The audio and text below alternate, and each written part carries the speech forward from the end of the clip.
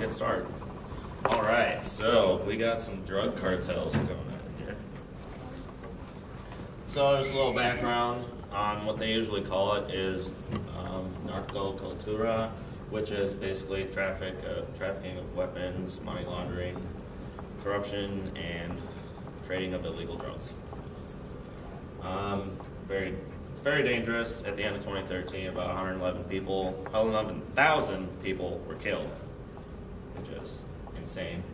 And then I got a video here that kind of like describes life that goes on down in Mexico with all this. Ahora sí, compa, go. What do you want me to put in your song? ¿Qué calibre carga? 9 milli. There's subtitles at the bottom.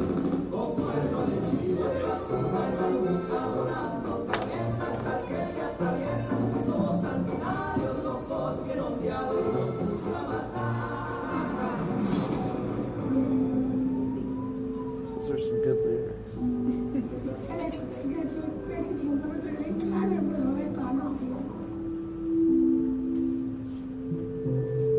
You could see people with their guts coming out from the stomach, their heads drawn off 24/7.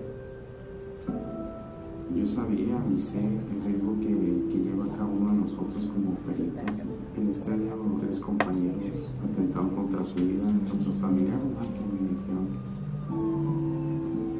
Es lo mejor, yo mejor sí. Si tienes dinero, haces lo que quieras.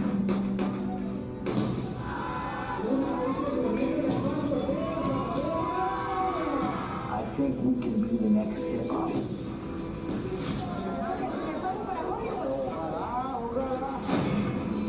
There's hundreds of clubs in the United States playing this music. They sing about bloodshed. I like violence. I want to live with it for a bit.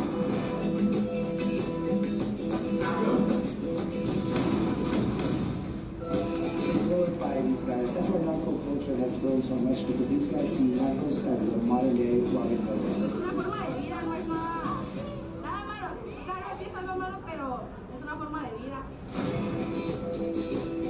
In this world, everybody wants respect, and in Mexico, there is no other way to win respect than pick up an AK and do what you gotta do.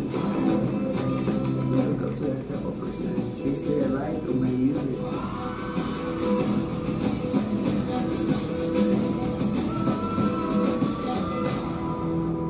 Como sanguinario, no estoy bien ondeado, no me gusta matar.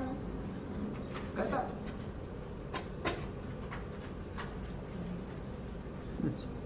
So this is actually like kind of like a documentary of actually what goes on down in Mexico. So this was just a preview to the movie. So like, I don't know if you guys caught it, but like if you didn't have the lyrics there, you would actually think like the music was actually pretty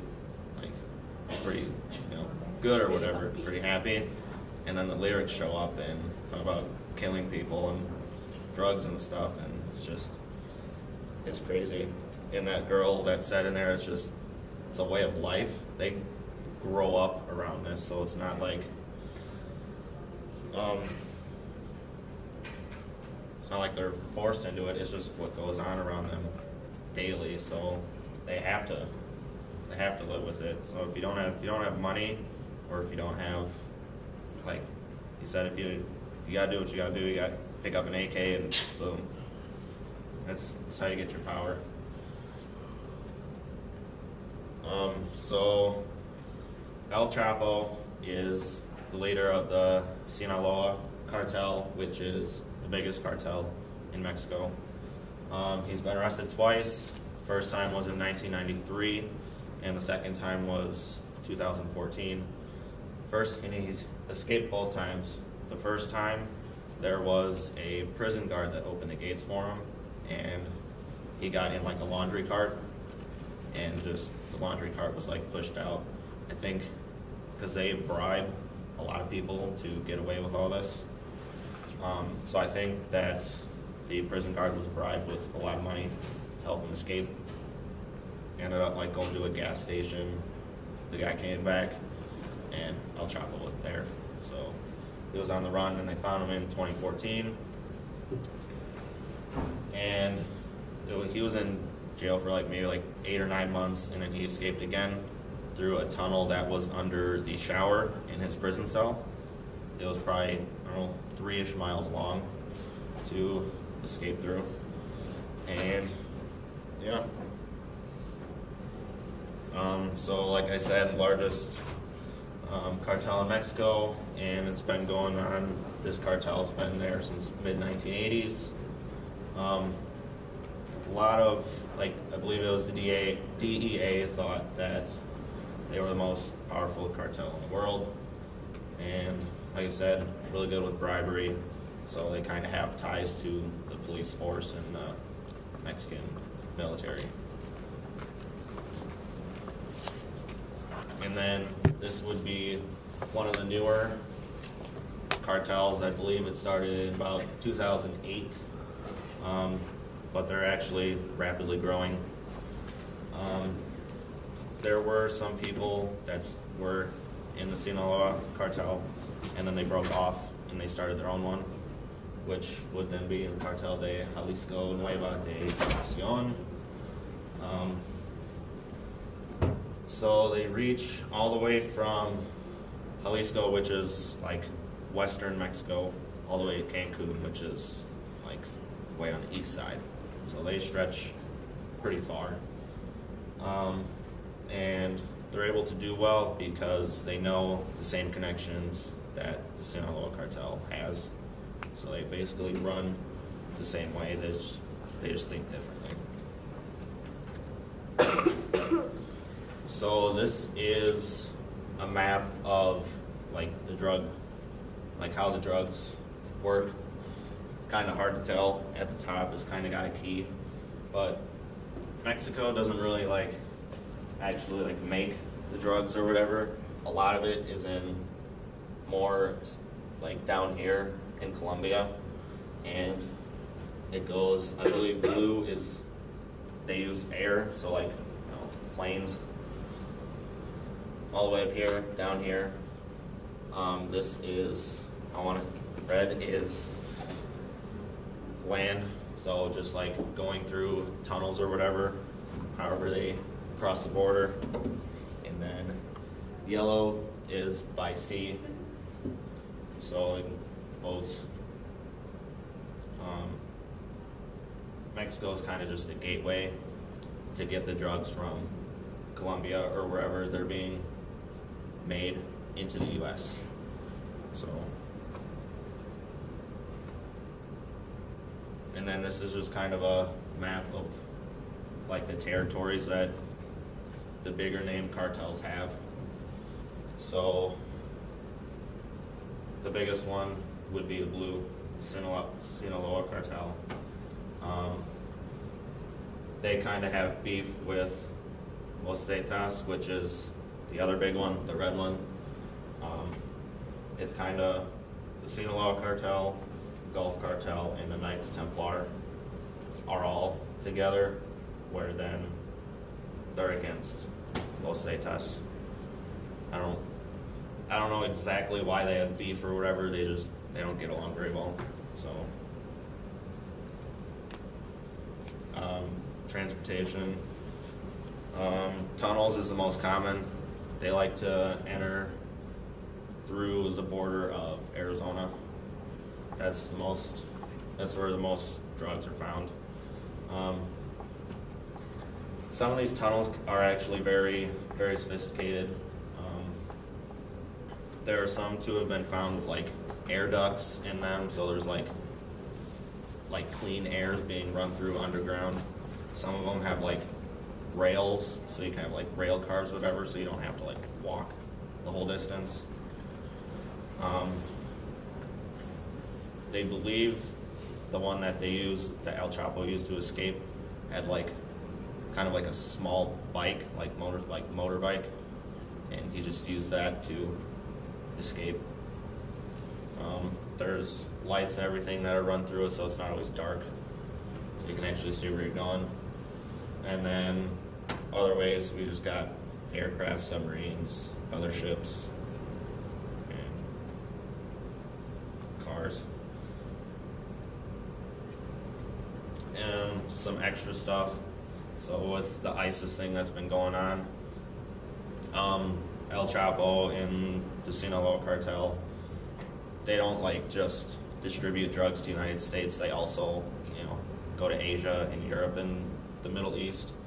And apparently ISIS has been destroying those shipments to the Middle East, like where they're prominent. And El Chapo says that they'll destroy them if they keep doing that. And interesting fact, even though there's a lot of violence that goes on, like I said, there was 111,000 people killed in 2013. Some of them actually put money into education and healthcare give back to the community. It's just, yeah. I believe that is it.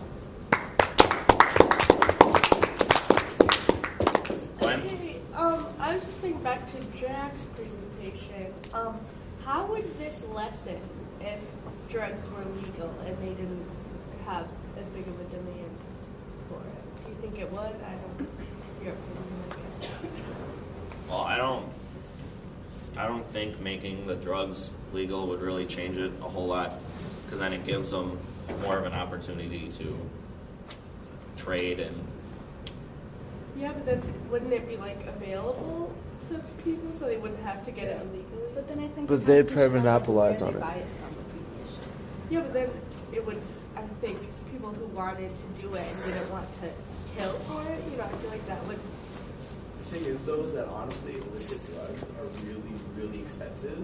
If you look at the prices compared to like marijuana, for example, in like Colorado and Washington, it's much cheaper than how it's sold illicitly around here, and plus it's locally grown.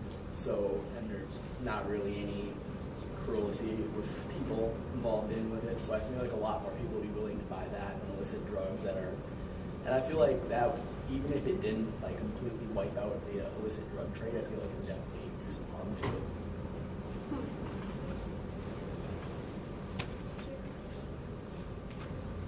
Yeah, so there's a lot of money that goes into it. Yeah. How would El Chapo have a tunnel under his shower 3 miles long? There's people. Like, There's people that it. how did they how did he tell them? Like, this is my shower and I'm ready to go. They have the It's layout. dives and stuff. Yeah, so there was kind of an article that I read that had like a few people that I want to say were affiliated with some sort of cartel, and then there were like construction workers, and there was a ladder like going down into the ground, and it was a guy walking up the ladder. So I believe they hire like construction workers to like build those tunnels very long, and I believe some of them cost like $2 million. So Okay, so out of the 111,000 people killed, how many of those people do you think were not involved at all in this? Was it like a lot of innocent people that had nothing to do with it? I'm gonna say no. Not a lot. No, last year I kind of did a presentation on something like this, and there was very, very gross video of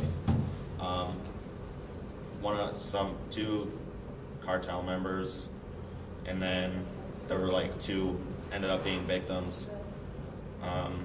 One got their head cut off with a knife, and the other one. Civilian? No, I want to say they were I'm going to say snitches. Okay. And one got their head cut off with a knife, and the other one was with a chainsaw. And so just, if you do anything wrong in the cartel, I believe it's just a one chance and you're done. Why do people want to be a part of them? I would say for safety, because if you're a part of this, you're getting portions of the money, which is a lot, and you're going to have all those defense weapons like guns to protect yourself from rival cartels. How do like the law enforcement play a role in this? Do they make it worse or better? I'm gonna say probably worse, mainly because they're taking the bribes that the cartels are giving them, so they're getting more leniency towards what they can do in Mexico. So they're not really enforcing the laws like they should. So they're getting away with stuff that they actually shouldn't be. Jack? I think it's possible there's any bribery around the borders with border police at all, or even U.S. police. I would say there would be some, but they do have a lot that gets through Arizona. That's where most common is, and that's where they pick up the most drugs too.